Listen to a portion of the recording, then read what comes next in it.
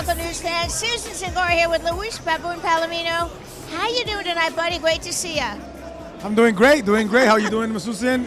We're over here at the Hard Rock Life in a stacked card, and oh boy, it's been some good fights, and there are some way better coming up. So Luis, you're talking about the fights here tonight at standing card.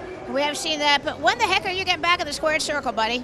That's the only question that I'm being asked everywhere I walk around. I walk 2 steps and they're asking me, champ, when are you fighting? When are you fighting? When is the rematch? I was told August 30th, then I was told maybe September here in Florida. August 30th would have been at my opponent's hometown in Albuquerque, New Mexico. Not in Albuquerque, I think it was in El Paso, I don't even know where, but somewhere in New Mexico, okay, for August 30th for my rematch against Austin Trout. Or maybe September here back in Florida.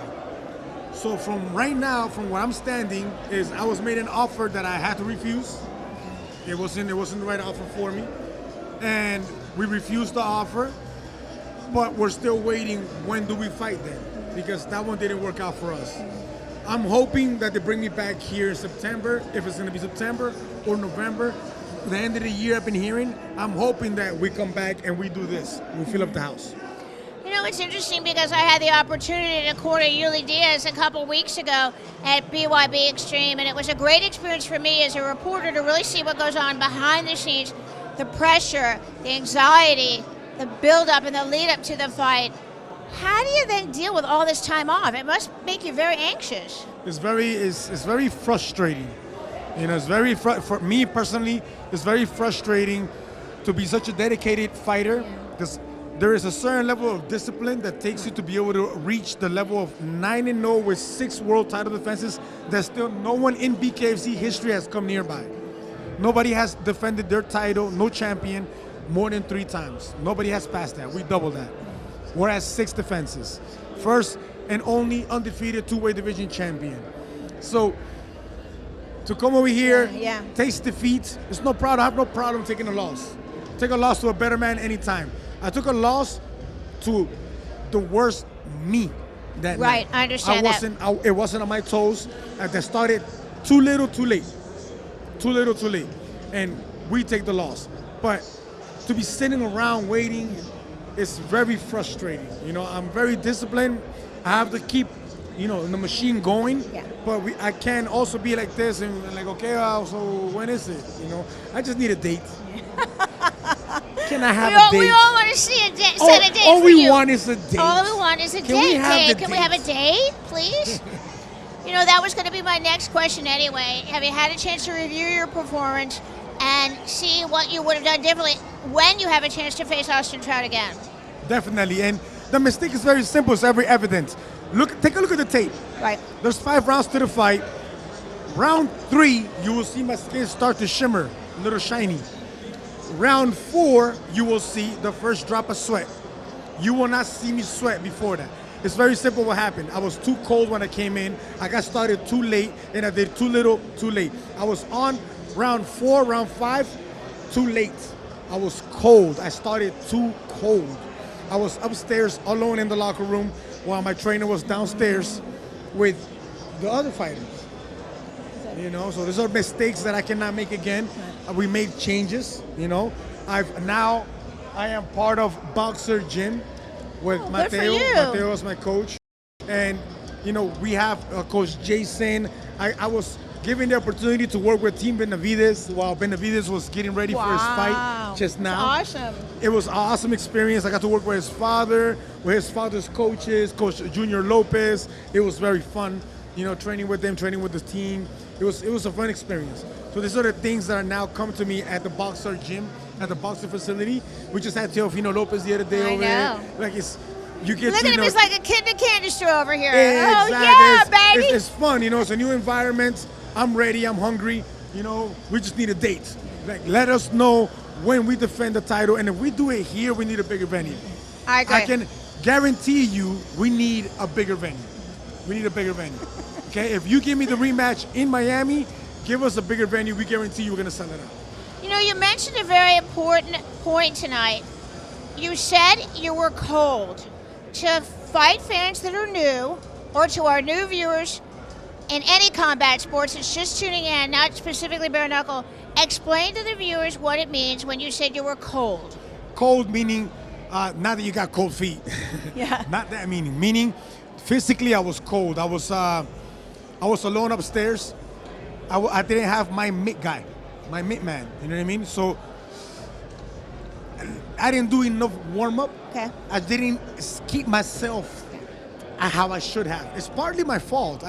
I'm not here pointing fingers, you know, but I can't make the same mistake again. So that would never happen to me again, where I show up to a world title fight and I only have one trainer, you know, that's gonna handle me in that moment, because I feel the difference, you know. And then you're talking about ring rust, you know, not fighting 8 months, coming off of 3 surgeries, you know, and now you're COVID.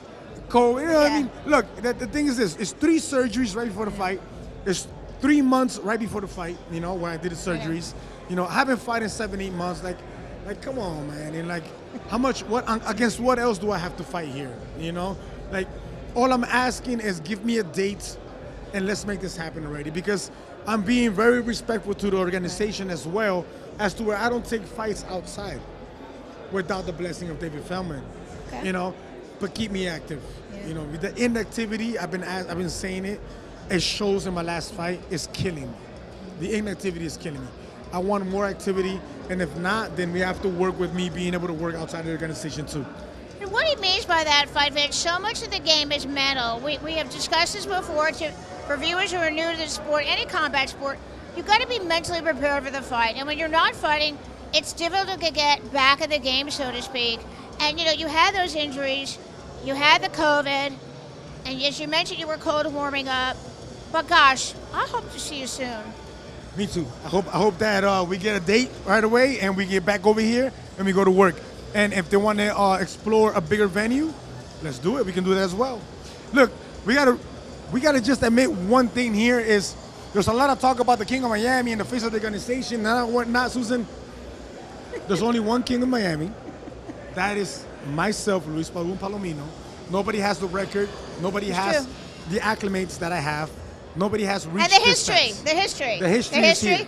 You know, and if you want to fight for King of Miami, if there's somebody else there that believes that he is the King of Miami, let's fight for it.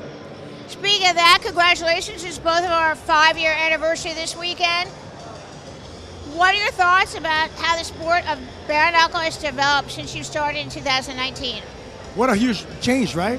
What a huge change. I think, you know, us, you know, the fighters that started from the beginning, who opened that opening card here in Florida. Yep. You know, I think that we wrote our history on stone. You know, we filled it out. We sold it out. We did it. We brought the fans what they wanted. You know, we put ourselves in this position.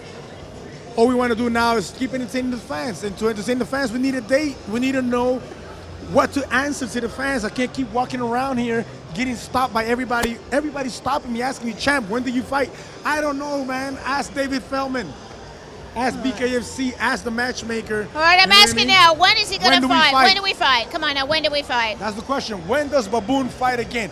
Let us know. When do we come back to fight? The fans want to know. It's not me asking. It's the fans asking. All right, before we go tonight, Luis Baboon Palomino, anything you'd like to say about friends, family, or sponsors that you'd like to thank, sir? Like always, my main sponsors that always come out of my shorts, 1-800-INJURED, Divino Ceviche. Yeah, they were good. Florida Yachts International, my man, Ralph Navarro. He's been my biggest supporter since day one. Hollywood Gold and Diamond. Those are the main people. And of course, my friend Chris from Marine Banel. These are like the main sponsorships that are always in my shorts. They're the main people that are always pushing me, always supporting me. It's hard to continue to live the lifestyle of a champion without being able to perform and get paid. I understand. And continue the lifestyle. You know what I mean? So like, we need to keep the activity going. Give me my fights. Give me a date. Give me the opponent. If you don't want it to be Austin Trout, then who is it? Who do you want?